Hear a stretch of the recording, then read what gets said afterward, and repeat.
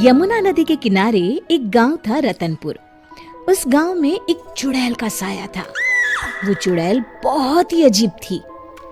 एक दिन, मुनिया के बापू, जल्दी अंदर आइए। सुरेश अभी नींद में था, चिल्लाकर बोला, क्या हुआ? गला क्यों फाड़ रही हो? ये देखो। अरे, ये कैसे हुआ? मुनिया, क्या हुआ बेटा? उससे क्या पूछ रहे हैं? बेचारी तभी से डरी सहमी हुई है। लेकिन ये तो कोई गंभीर बीमारी लगती है। हाँ, देखो तो, बेचारी की चुटिया ही काट ली किसी ने। राम राम। लेकिन एक भी बाल आसपास नहीं दिख रहा। हाँ, ये हुआ क्या समझ में ही नहीं आ रहा। ऐसे ही 2-4 दिन मुनिया को देखने और सांत्वना देने वाले भी आए। अब कुछ शांति हुई ही थी कि एक दिन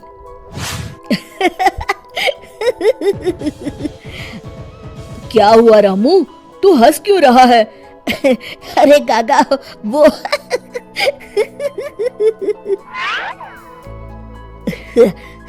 के बच्चे, कुछ बता भी। रूपा काकी की चुटिया कट गई है। हाँ, और मुन्नी भी।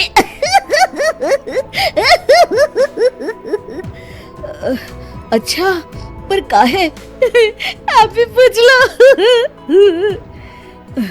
चल कर देखता हूँ। क्या हुआ मुन्नी? ये क्या हल्ला मचा हुआ है? तभी मुन्नी बाहर आती है। ये का सुन रहा हूँ? कैसे हुआ सब? अरे का बताएं चच्चा, रात में रोज की तरह खा पी के सोए और सुबह देखे तो अरे राम राम।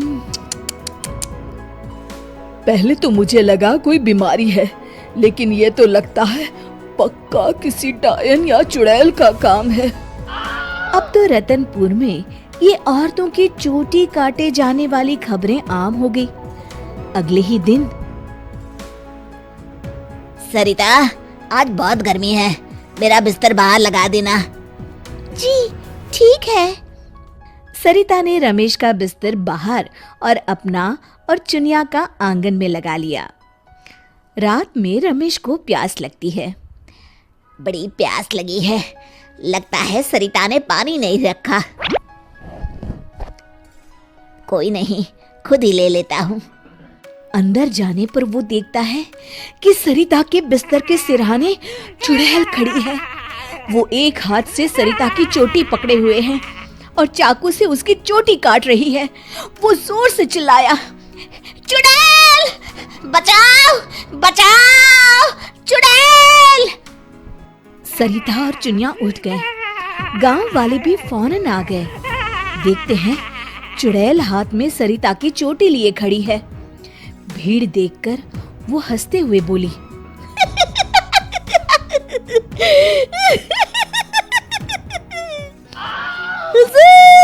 आते आते बहुत देर कर दी।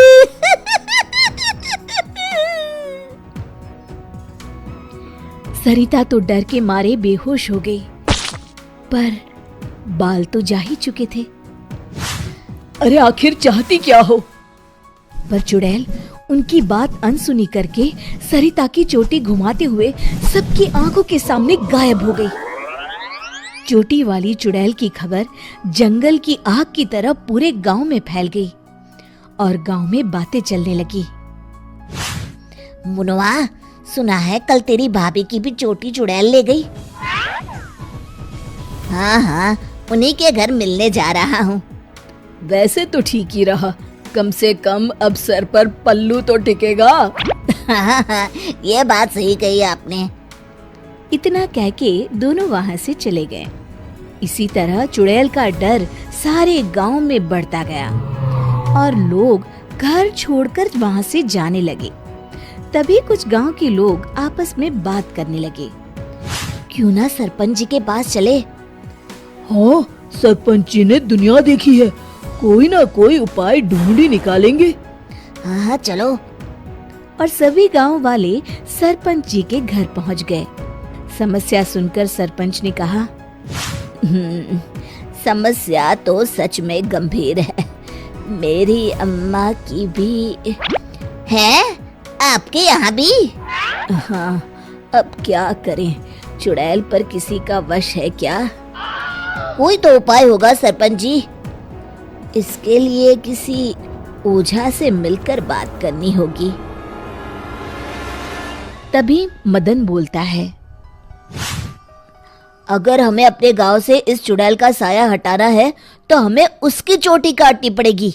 मेरी नानी ने मुझे बताया था कि हर चुड़ैल की शक्ति उसकी चोटी में होती है। अगर हम किसी तरह उसकी चोटी काटने में सफल हो गए तो उससे अपना गांव छुटकारा पा जाएगा। बताओ कौन जाएगा चुड़ैल के पास? मैं उसे बताऊंगा कि क्या करना है। अरे मदन भैया, हम मुखिया जी के पास आए हैं मदद मांगने, वही जाएंगे। अरे ऐसे कैसे? मैं गया तो गांव कौन संभालेगा? इस रामू को भेज देते हैं। अरे ओ मुखिया, पगला गया है क्या? भरी जवानी में मौत के मुंह में चला जाऊं? तुम सब छोड़ो, मैं चला जाऊंगा। देखो, वो चुड़ैल अपना काम तभी करती है जब कोई सो रहा हो। आज तक कोई जगा हुआ इंसान उसका शिकार नहीं हुआ है ना? हाँ, सो तो है। तो आज रात सभी को जागते रहना है, सिर्फ मैं सोने का नाटक करूंगा। हाँ हाँ ठीक है। फिर मदन नकली चोटी लगाकर और साड़ी पहनकर पंचायत के चबूतरे पर ही सो गया। रात के 12 बजे चुड़ैल वहां आई। आज पूरे गांव में घुमाई, कोई सोया ही नहीं। तभी उसकी नजर चौक पर सोए मदन पर पड़ी। ये औरत यहाँ क्यों सोई है? लगता है घर में झगड़ा हुआ होगा। खैर मुझे क्या, मुझे तो बाल चाहिए। चुड़ैल ने चोटी काटने के लिए जैसे ही चोटी पकड़ी, वो निकलकर उसके हाथ में आ गई। इसके लिए वो तैयार नहीं थी, इसलिए 2 पल के लिए वो कभी चोटी तो कभी चाकू को देखने लगी। इसी समय का फायदा उठाकर मदन ने उसकी चोटी काट ली। पहले तो वो डर गई, फिर भी हिम्मत करके बोली, कौन है तू? बता कौन है तू, नहीं तो मैं तुझे खा जाऊंगी। तेरी चोटी मेरे पास है, तू मेरा कुछ नहीं बिगाड़ सकती। मदन उसकी चोटी दिखाते हुए हंसता है। मेरी चोटी दे दे, दे दे मेरी चोटी, मेरी चोटी दे दे। चीखते हुए मदन की तरफ बढ़ी। हाँ, अगर एक कदम भी आगे बढ़ाया तो मैं अभी इसे जला दूंगा। नहीं नहीं, ऐसा मत करना। नहीं करूँगा, पर एक शर्त पर। हाँ, मुझे तुम्हारी सब शर्तें मंजूर है, बस ये चोटी दे दो। अभी नहीं, पहले ये बताओ तुम इन बालों का क्या करती हो? मैं इन्हें एक कुएं में डाल रही हूँ, उसे भरने के लिए। वो क्यों? जब वो कुआं भर जाएगा तो मैं सबसे शक्तिशाली हो जाऊंगी। चलो वो कुआं मुझे दिखाओ, वहीं तुम्हें तुम्हारी चोटी दे दूंगा। चलो ये चोटी मुझे दे दो, इसकी मदद से हम जल्दी पहुंचेंगे। नहीं नहीं, मुझे जल्दी नहीं, पैदल ही चलते हैं। वो मदन को लेकर चलने लगी और गांव वाले भी जलती हुई मशालें लेकर उसके पीछे पीछे आ गए। सब उसकी गुफा तक पहुंच गए, जहां कुएं के अंदर उसने बाल जमा कर रखे थे। आधा कुआं तो भर गया है। देखो, दिखा दिया ना, अब जल्दी से मेरी चोटी दे दो। हाँ, क्यों नहीं, ये लो। कहते हुए मदन ने उसकी चोटी भी कुएं में फेंक दी। अरे बेवकूफ, ये क्या किया? अब मैं इतने बालों में से अपनी चोटी कैसे ढूंढूंगी? वो देखो, बीच में पड़ी है। चुड़ैल कुएं में जाकर अपनी चोटी ढूंढने लगी। उसके कुएं में उतरते ही गांव वालों ने अपनी अपनी मशालें कुएं में फेंक दी। वो धू धू करके जलने लगा। अरे बचाओ रे कोई, मैं सबके बाल वापस कर दूंगी, बचाओ। साथ ही वो चुड़ैल भी जलकर भस्म हो गई। शिक्षा: अगर मिलजुल कर किसी समस्या का हल ढूंढा जाए तो समस्या अवश्य दूर हो जाती है। दोस्तों, हमें उम्मीद है कि आपको हमारी ये कहानी पसंद आई होगी। कृपया हमारे चैनल को सब्सक्राइब करें और सभी अपडेट्स के लिए बेल आइकन जरूर दबाएं। और हाँ, वीडियो लाइक और शेयर करना मत भूलिएगा। Bye bye.